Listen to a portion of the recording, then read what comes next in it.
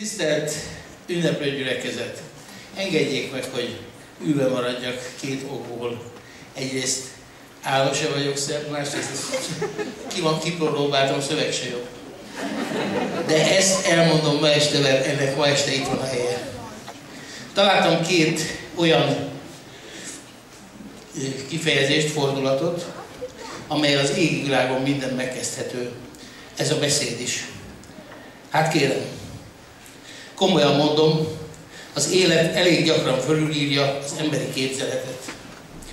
Mi, akik a komolykodó arcú, műfelháborodós, szavazatokért pitiző, álproblémákban fuldokló, valódi problémákban tehetetlen és lehetetlen, agyon bürokratizált, jogászkodó, hülyén okoskodó közegben próbálunk valami jót és nemeset tenni, valamit egyszerűen és hatékonyan megoldani, alig hisszük, hogy létezik hely a Földön, ahol komolyan veszik a gyerekeket, ahol a nagyváros rendőrfőnöke együtt játszik a kis beteggel, meg 13 000 önkéntessel, hogy egy kisfiú valószínűleg utolsó kívánságát teljesítsék.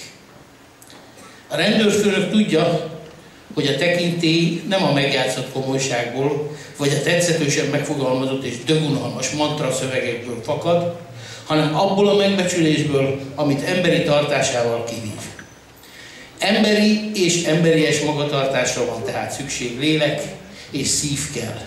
Empátiát és jókedvet kérünk. Nincs ezek nélkül értelmes emberi élet. A komolyság egyik vélt ellentéte a komolytalanság.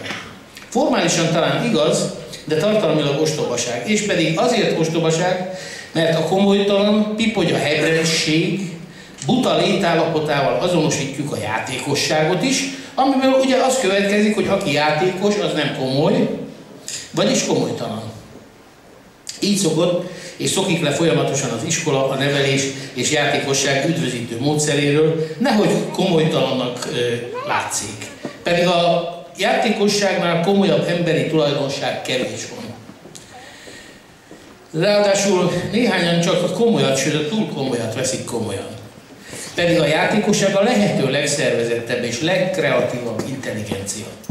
A játék a legkomolyabb tevékenység, amivel a gyerek felé fordulhatunk. Az ő élete a játék. Mégis sokan azt tartják a nevelés legfőbb eredményének, hogy na hál' Istennek sikerült a gyerekeket arra a buta játékokról leszoktatni, sikerül a kicsiből 40 éves koramig csinálni. Én boldog pillanataimban gyermeknek érzem magam, és akkor derűs a szívem, ha munkámban játékot fedezek föl, félek a játszani nem tudó emberektől, és mindig azon leszek, hogy az emberek játékos kedve el ne lankadjon, hogy azok a szűkös életfeltételek, amelyek a játék kedvét és lehetőségét szegik, megszűnjenek, írta József Attila. Aki nem tud játszani, az hajlamos a kegyetlenségre, a másik ember meg nem értésére, a durvaságra és a kóros problémázásra, a pessimizmusra. A játékossághoz nagy fantázia kell, a komolysághoz meg elég hallgatni és rezzenéstelen arcot vágni. Melyik a jobb? A játékossághoz tömérdek életenergia szükséges, a komolysághoz fáradtság és halotti csend. Melyiket kívánjuk jobban? A játék... elnézést kérek, az olvasáshoz meg szemüveg kell. Világosítás. A komolyság túlhajszolt formája a komolykodás, ami a legértéktelenebb színjáték, a legerőltetettebb viselkedés. Annyira nevetséges, hogy már mosolyogni sem tud az ember rajta. Humor annyi van benne, mint a szabadnapos BKV ellenőrben, szóval semmi. Az emberek kijelöltek a végtelen térről egy kis darabot, és azt mondták, itt iskola lesz. Itt tanítjuk majd szeretett porontjainkat.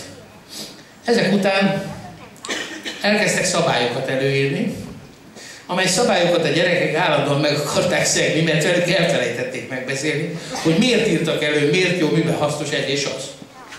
Azután azt mondták, nem jó az, hogy olyan komor az iskola, össze-vissza kenték Maci-Laci, Teknős Ernőt, kishablányt ábrázoló festményekkel, a katonai zöld sötétítők helyett barátságos, színes, vidám függönyök kerültek az ablakra, és még mindig nem volt az igazi.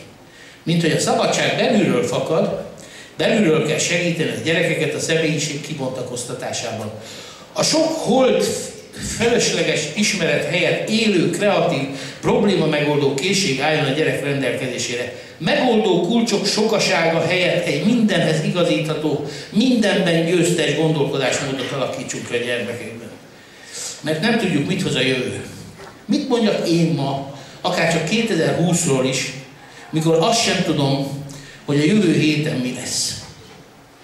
Pedig a ma gyerekei 2020-ban már bőven és utána folyamatosan egy sorban termelők lesznek és a jövő alapjainak megteremtői. 2 ajándékot adhatunk a gyerekeknek, amikor biztosan hasznosat akarunk adni. Alkotó teremtő gondolkodást, amelynek alapja a kérdezni tudás, mert az iskolának az a feladata, hogy a kérdezést természetes és leküzdhetetlen szokásunká tegye, ahogy Örkény István írta. És az élethosszig megőrzött játékosság a másik, játszani tudni és menni kell, szégyenérzet és lamentálás nélkül. Akkor is a San Francisco rendőrfőnöke valaki, akkor is az Amerikai Egyesült Államok elnöke, és akkor is, ha csak egy haldokló 5 éves kisfiú, akinek utolsó kívánságoként megadott, hogy a legnagyobb komolysággal vegyék az ő játékát, vagy inkább eljátsszák komoly kérését, vágyát. Nem tudom, hol tart ma a magyar nevelés és oktatás, de bárhol is egyet tudok. Lehetünk ma lejtőn, esetleg kitérőn, vagy zsákutcában, mindegy. Tudom, hogy hosszú távon kell majd tartani. Hol kell majd tartanunk hosszú távon? Valahol San Francisco körül. Nem helyileg, nem földrajzilag. Gondolkodásban, szemléletben, nyitottságban, megértésben, eredményességben és emberségben. Bízom a magyar nevelés erejében, amely sok katasztrófát átélt már, és megerősödve került ki elméleti, gyakorlati küzdelmükből. És bízom a magyar nevelés olyan biztos pontjaiban, mint a Hunyadi iskola. A magyar nevelés élni akar, és élni fog.